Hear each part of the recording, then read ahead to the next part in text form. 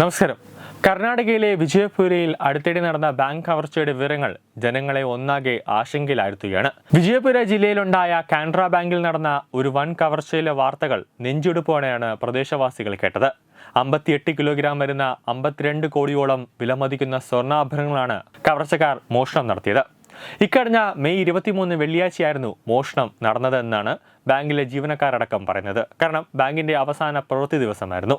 24, 25 തീയതികളിൽ bank അവധിയായിരുന്നു. May 25 രാവിലെ 11 ബാങ്കിലെ ഒരു ജീവനക്കാരൻ ഇവിടേക്ക് എത്തിയപ്പോൾ പ്രധാന ഷട്ടറിന്റെ പൂട്ടും ഗ്രില്ലുകളും തകർത്ത നിലയിൽ കണ്ടെത്തുകയായിരുന്നു.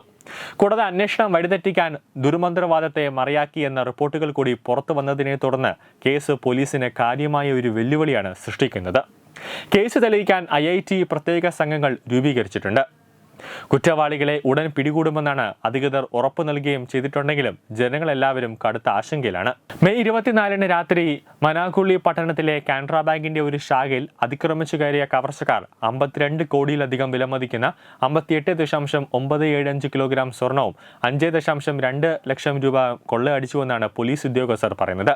സംസ്ഥാനത്തെ ഏറ്റവും വലിയ സ്വർണ്ണ കവർച്ചയുടെ വിശദാംശങ്ങൾ പുറത്തു വന്നതിന് പിന്നാലെ ഉപഭോക്താക്കളിൽ പരിഭ്രാന്തി പരത്തരുതെന്ന് ജില്ലാ പോലീസ് ഉദ്യോഗസ്ഥർ മാധ്യമപ്രവർത്തകരോട് അഭ്യർത്ഥിച്ചു. പരിശോധനയിൽ മോഷ്ടാക്കൾ ബാങ്കിൽ കയറി കൊള്ളയടിച്ചതായി കണ്ടെത്തിയിട്ടുണ്ട്. ബാങ്ക് ഉദ്യോഗസ്ഥർ കൊള്ള മുതലുകൾ വിലയിരുത്തിയപ്പോൾ 59 കിലോഗ്രാം സ്വർണം മോഷ്ടിക്കപ്പെട്ടതായാണ് കണ്ടെത്തിയത്. സ്വർണ്ണ വായ്പകൾക്ക് ഈടായി ബാങ്കിൽ നിക്ഷേപിച്ച സ്വർണമാണ് ഇതെന്നാണ് ബന്ധപ്പെട്ട ഉദ്യോഗസ്ഥർ പറയുന്നത്. മെയ് 24 രാത്രിയാണ് കൃത്യം നടന്നതെന്നാണ് പോലീസിന്റെ വിലയിരുത്തൽ.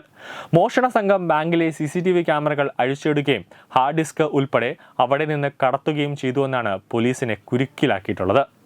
കാരണം ഹാർഡ് ഡിസ്ക് ഉണ്ടായിരുന്നുവെങ്കിൽ പോലീസിന് പ്രതികളെയൊക്കെ കണ്ടെത്താമായിരുന്നു. പക്ഷേ ഒരു തെളിവുകളും ഇല്ലാതെയാണ് പ്രതികളെല്ലാം തന്നെ അവിടെ നിന്ന് മായത്. അതായത് CCTV ക്യാമറയുടെ ഹാർഡ് ഡിസ്ക് എല്ലാം തന്നെ കൊണ്ടുപോയപ്പോൾ ആകെപ്പാടെ വെട്ടിലായത് പോലീസ് തന്നെയാണ്.